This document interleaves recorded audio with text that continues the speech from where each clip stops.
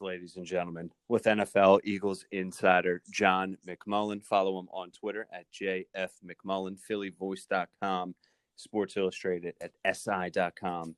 And he extends the play with you every Saturday morning from 10 a.m. to 11 a.m. right here on AM 1490 Sports Betting Radio.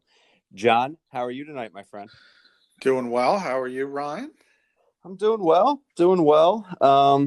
It's already Thursday night, man. And, you know, as we all know, these days and weeks just fly by here. I feel like we were just recapping that lovely Eagles loss to the Giants yesterday. But now we're in basically full preview mode, John.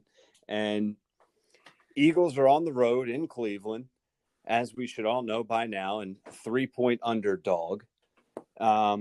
I guess we can just start with, and we talked about this yesterday, how the injury list is so small, but we can start with the news and notes and any injury updates that we're aware of as of tonight. Well, no real injury updates because the Eagles are as healthy as they have been really the entire season, with the exception of Rudy Ford, who's, been toggling back and forth with a hamstring and a groin. Now it's a hamstring again. So he'll probably not play, but we'll get clear delineation on that probably on Friday. And he's a good special teams player, but obviously overall that's a very good situation for the Eagles to be in. The problem is, instead of AM 1490 Sports Betting Radio, we might want to go AM 1490 COVID Radio because it's all COVID all the time. JJ Arcega-Whiteside test positive today, so he's out, and you have a couple close contacts as well. So Corey Clement is in that category. Vinny Curry is in that category. Deontay Burnett, who's a practice squad wide receiver, is in that category. And John Hightower, the early indications were that he was going to go on the reserve COVID list, but with further contact tracing, they said he was not high risk as a contact. So it looks like he dodged a bullet. But we'll see, man. This is happening all over the league. Cleveland itself is dealing with 3 players. Their long snapper is on the COVID list. Cody Parkey, their kicker, ex-Eagles kicker, double-doink Cody Parkey. Jack Conklin, their really good starting right tackle. So, man, this is happening all over the NFL. The good news is most of these players are close contacts and they haven't tested positive. And that's pretty much a league-wide thing. And Philadelphia would be a good example of that because you have one guy who tested positive today, and that's JJ. And then you have all these dominoes kind of fall from that. The Eagles, John, they're sending you up text messages to former players, and they're on again, off again, more than a high school relationship. And it seems like, fill us in here, but it seems like there could be a reunion with one Jordan Howard. Yeah, the Eagles are bringing him in for a visit. That's confirmed on the transaction wire. You have to announce when you bring in players for a visit. And then Ian Rappaport reported that they will sign him after he passes the COVID protocols to the practice squad. So he's not going to be on the regular roster, but that's a little bit of a weird thing.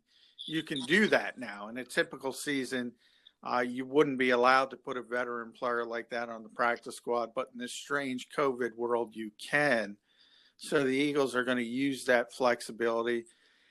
And this one I think makes sense because they've needed that between the tackles runner all season. I thought it was a mistake that the Eagles didn't at least think about bringing Jordan Howard back. And he went to Miami. He was not successful, had a number of touchdowns, but he's averaging under 2 yards a carry. So it hasn't been a great year for him.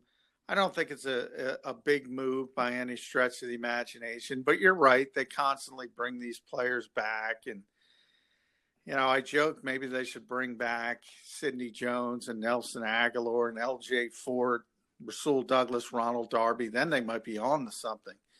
The players they do bring back, Sharif Miller, who Jordan cares? Matthews. Yeah, constantly, time and time again. Well, Jordan was here 3 different times. But yeah, they have a propensity to bring in guys they're comfortable with, the guys who've been here before. Sometimes it works. Most of the time it doesn't. Look at running back Jay Ajayi the second time was a disaster. He was pretty much cooked physically. And that's where Jordan may be, but I don't know if it hurts bringing him in. They'll have to wait to 6 days to get him through the COVID protocols, and we'll see how it goes from there. But they need somebody, and more. And by the way, I should say this: more than between the tackles running the football, they need somebody who can pass protect as well. And Jordan has always been good at that.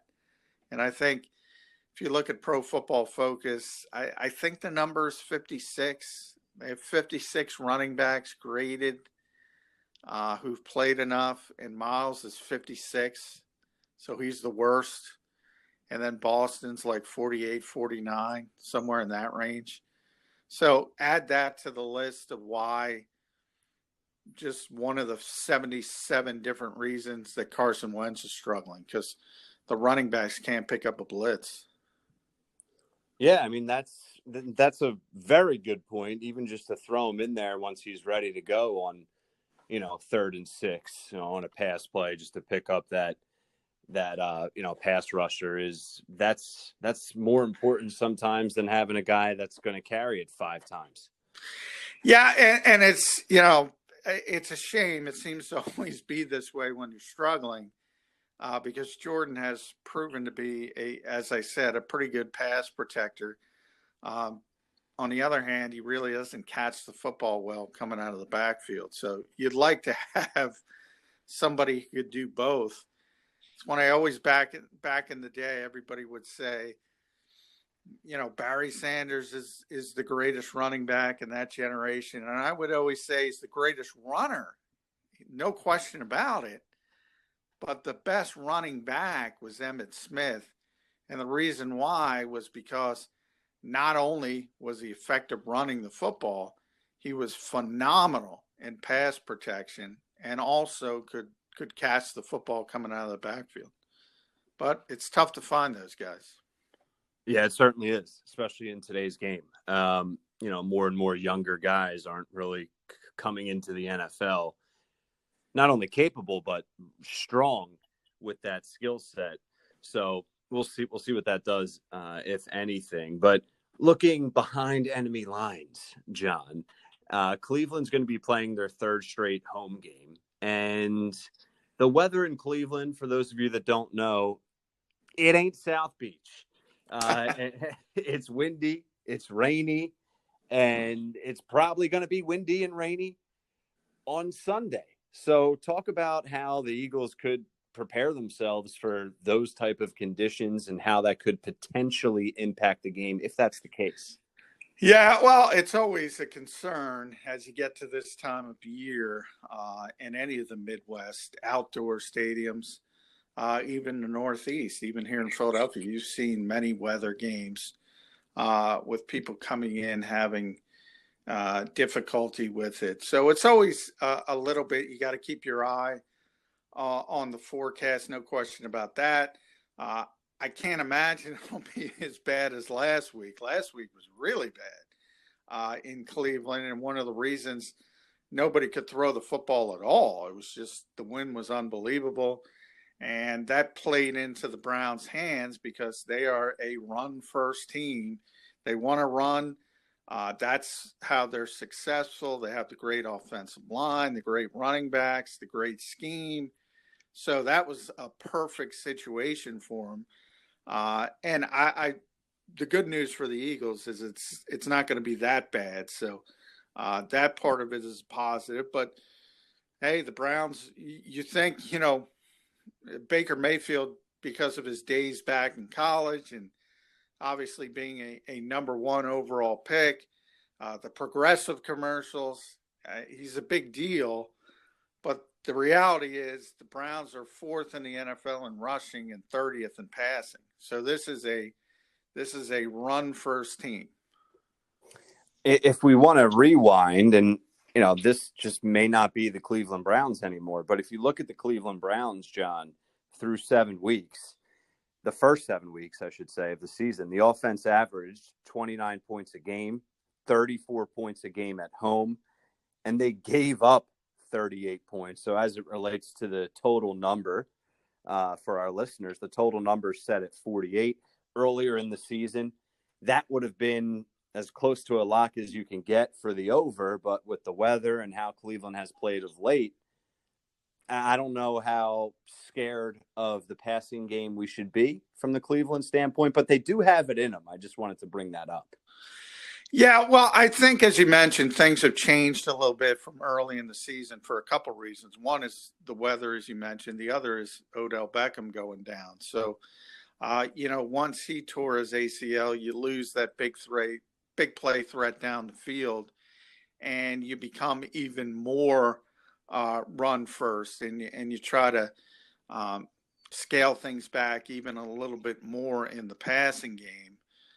So that affected him as well, and they've gotten better defensively too.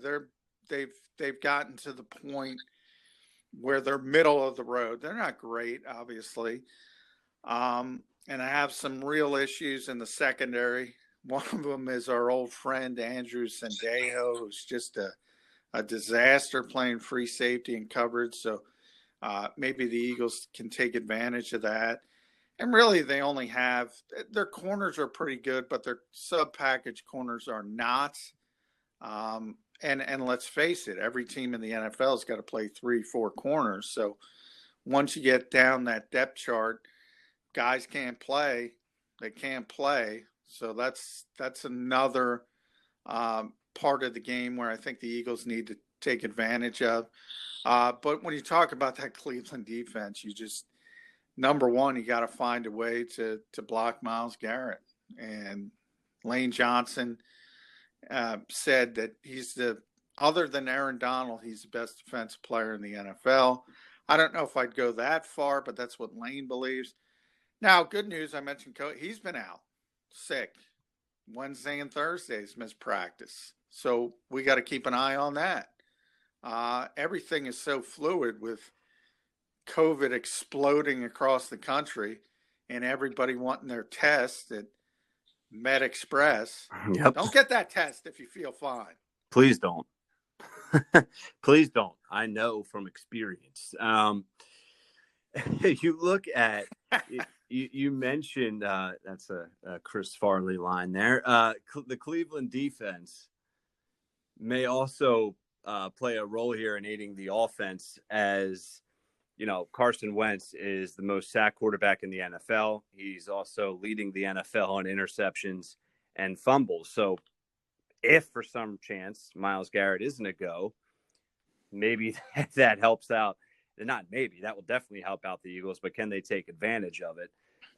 What can we expect from the Eagles offensively? We talked about Jordan Howard and how he could help with the pass blocking, and they're in need of another, just overall better pass blocking coverage from the offensive line side of things, John. So what can we expect from the Eagles to dial up some scheming ideas here to try and help Carson not fumble it and intercept it and get sacked? Well, I think the good news is that he did play a clean game. One of the few good things about the Giants game up in North Jersey, at least Carson didn't turn it over. So maybe kind of build on that foundation. Yeah, I mean, if Myles isn't there, they got to take advantage of that. Myles Garrett, not Miles Sanders, but I mean that would change things drastically because he's that good. So the Eagles expect him to play. I expect him to play. If if there was a concern, he probably would have been put on the COVID list. He hasn't been to this point, so I wouldn't count on him not playing. Um, but obviously, if that were the case, it would help the Eagles dramatically. And then, Carson was talking about Sendejo because the Eagles know him very well. They know what he can do. He's a very physical player. He's a very intimidating player. As a tackler, he's a guy who's even going to draw some flags, obviously because of his willingness to hit people and hit people hard, but can't cover you and me, Ryan. So the Eagles know that. And they got to figure out a way to pass, protect, and take advantage of somebody like that who's playing free safety, and he shouldn't be playing free safety. He shouldn't be a starting safety in this league. Alshon Jeffrey, not a whole lot of snaps, not much of an impact. Will that change even in the slightest in the right direction Sunday? Yeah, I mean, Doug said it's going to incrementally increase his playing time. And it's understandable when I talked about ramp-up times for guys like even Isaac Seumalo, who's been out for week 2. I think you just got to throw him out there. I've said that pretty consistently. But Alshon case, he hasn't played in a calendar year.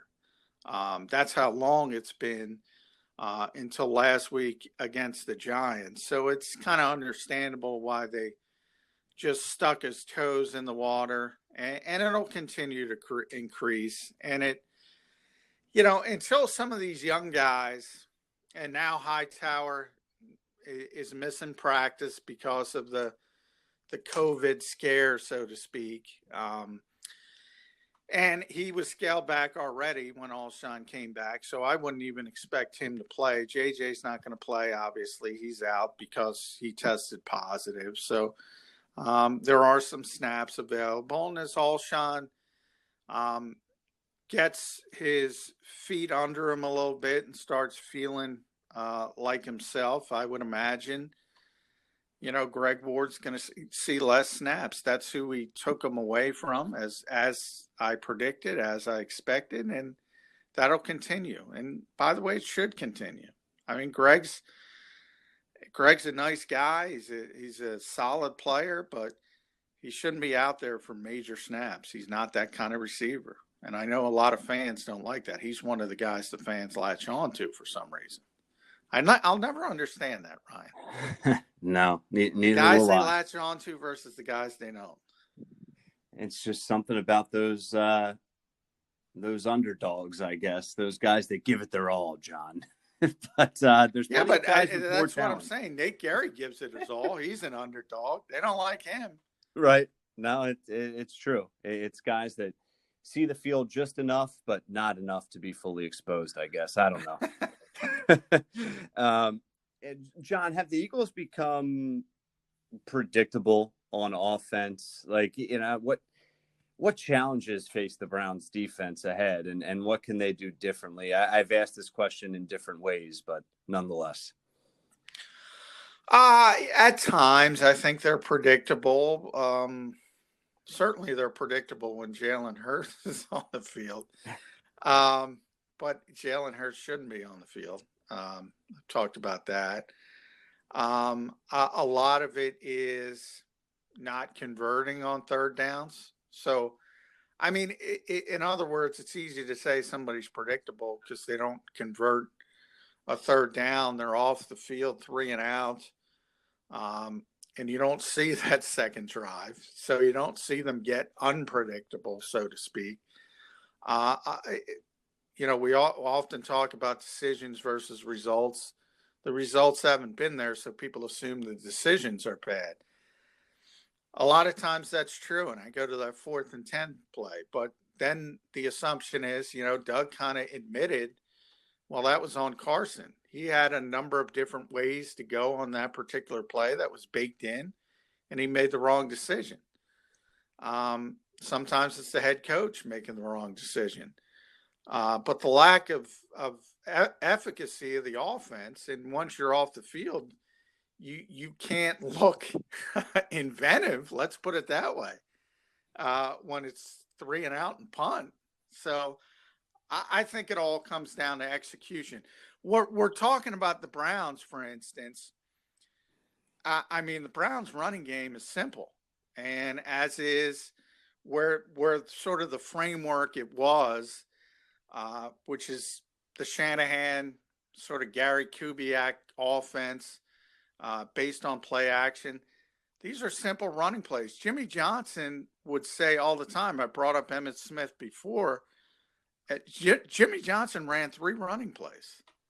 Everybody knew what was coming, but it was Emmitt Smith behind Larry Allen and Eric Williams and Mark Stepnowski and Nate Newton, and nobody could stop it. That's not inventive. That's just out executing people. Yeah, and the Eagles, if only they had that luxury or even half of that luxury. But it, it's tough to really feel good about this game on Sunday. If you're trying to be positive, I would say obviously the Eagles have been through a lot injury wise this season. 3 straight games in the division. I don't care if you're 6-2 or 2-6. It's tough to win 3 in a row in the NFC East. It's tough to win 3 in a row in any division. So is this a welcome type of game if you're in that Eagles locker room, even though the Browns technically are a much better team than the Giants? Yeah, I think it is for a couple reasons. I think it's one of those where, especially in this season, they don't mind getting away from Philadelphia because of some of the negativity. So the fact that it's on the road, uh, and again, fans are not an issue, so it's not really like a typical road game where it's always difficult. So I think that part of it's positive. You mentioned way back at the beginning the number, and a lot of people have said, "How are the Browns only favored by whatever you're getting it at 3.5 points?" Yeah. And the reason why is because they're 6-3, but nobody looks at them and say that's a 6-3 team. We've talked about some of the issues, 30th in the passing game, all the struggles on the defensive side of the ball, the back seven, the lack of talent. Um, so, this is not a juggernaut by any stretch of the imagination. I think Kevin Stefanski deserves a lot of credit for getting them to that point, but I do think a lot of people think it's a mirage, at least to a certain degree. And then, as I said, the fact that they want to play a certain way and they want to run the football almost guarantees a close game unless you completely fall apart and let them run for 250 yards. And they want to grind you on the ground. They want to run clock, and that generally means it's going to be a pretty close football game. And if you're playing a pretty close football game, all you need is one bounce of the football to go your way, and a one-score game could turn into a one-score game the other direction. So I think that's why the number where it is. Yeah, and just to add on to that, the Eagles and the Browns are 2 of the worst teams in the NFL against the spread. You have the Cowboys at 1-8 against the spread, the Texans and the Jets at 2-7, and then you have Cleveland, Tennessee, and Philadelphia 3-6 against the spread. So they just haven't been covering their numbers all season long. Yeah, and it's in the Eagles case, I think that would make a lot of sense to people because they've been a big disappointment.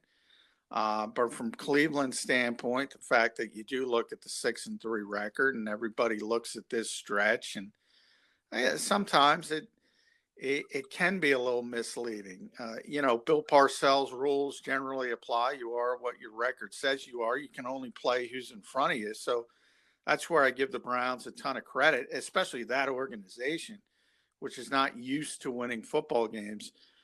But we talked about the Thursday night game. I mean, at some point, your schedule gets to a point where, hey, in the case of Arizona, Seattle, they got to play each other. Somebody's got to lose. Mm-hmm. And then you're coming back to the pack. And that happens to every team in this league. No, it certainly does. NFL Eagles insider John McMullen at JF McMullen on Twitter, extending the play every Saturday from 10 a.m. to 11 a.m. PhillyVoice.com and Sports Illustrated at SI.com. John, before I let you go, let's shift gears, and I need your thoughts on the Sixers' day and night yesterday. I thought it was a good night. I have not started clearing space for the Daryl Morey statue, as many have. I don't know. The Sixers fan base is way into hero worship when it comes to front office executives. But I do like the fact that he understands a basketball is not about just getting the best player. You have to have the best team, and you have to have a fit. And that's why the Sixers were better with, players like J.J. Redick, or if you want to go back to when they got Ilyasova and players like that, and were able to spread the floor. When you have a dinosaur and a traditional center, which that's what it is in the modern NBA, and then on top of it, you have Ben Simmons who won't shoot. You got to surround him with shooters. And he went out and he got 2 shooters. Now, I think if you look at it, Al Horford's a better player than Danny Green. I don't think there's any question about that. Jason Richardson's a better player than Seth Curry. But what do they need? Daryl Morey knows what they need. And evidently, nobody else has ever known that in this town, at least to the days of, you got to go back to Billy Cunningham and Jack McMahon. Yeah, it's a little bit before my time, but I'm well aware. I'm well informed on that era, John. And for me, it's more about last year, Elton Brand. In my opinion, it was his moves to bring in Al Horford and even Richardson and Daryl Morey. And there was talk, how do you get Horford off your hands? Well, if you offer enough draft picks, you're going to be able to get anyone off your hands. But the fact that he did it, and you got something in return, and then he follows it up with unloading Josh Richardson and getting something in return for that. And both of those things being shooting, which we had none of last year. It's just a breath of fresh air and it doesn't mean anything. But it's nice to see. Yeah. I mean, I think there was, if you want to compare it to the Olympic team, when we finally lost in the Olympics, and we were just kind of every year we were putting together, okay, just get the best players and put them on the Olympic team. And then finally the rest of the world starts to catch up, and they finally figured out, you know what, we better put a team together. We better put compliments to the superstars on the floor, and everything reverted back to normal. Obviously those are much greater teams and much greater players, but you have to build a team the proper way. And if you're going to build around, it's difficult enough. I mentioned it on yesterday's show. I think, and I think you're with me, I would rather move on from Ben Simmons. But if you're going to build around Joel Embiid and Ben Simmons, you have to have guys like Curry and Green. You have to have guys who can stretch the floor, who can shoot the basketball. And that's why the Sixers were much better when JJ was here. And they would get shooters in late in the season, as I mentioned, with Ilyasova and Bellinelli that year. They all of a sudden got much better. Those weren't great players. And at times it's going to hurt you defensively. No question about that. But this is a shot-making league. And if you got those 2 guys, you better have somebody who can balance the floor and shoot the basketball. And there's not a lot of guys in the NBA that want to go play defense and defend on the other end. And if things are a nightmare on the offensive side of the floor, a lot of guys aren't going to give it their A effort on the defensive side. So I agree with you. I hate the retort of like JJ Redick. I would argue with people all day about JJ Redick, and I just think those people just don't understand the value of JJ Redick and the spacing that he provides every possession offensively. Well, I don't know how they could say it now that they've seen right. I mean, I think they would even then. Well, I should know better. People never admit they're wrong, but you could see the difference when he was here and when he wasn't. And it wasn't about defense. It was about what his ability to create that spacing, his ability to take advantage of open looks, and balancing the floor and spacing the floor. They were a much better team. It's that simple, and they're in the right direction. A long way to go, but the season's right around the corner, and we just extended the play a little bit on you and threw in 5 minutes of NBA talk, and we're going to be doing that a little bit. Unfortunately, if you're not a Sixers or basketball fan, but I'm going to be doing that with John throughout the year. John, I appreciate it, my friend. All right. Thank you, Ryan. All right, John, take care. There he is, John McMullen, our NFL Eagles insider. We got to take a break. Much more still ahead on The Fix on AM 1490 Sports Betting Radio.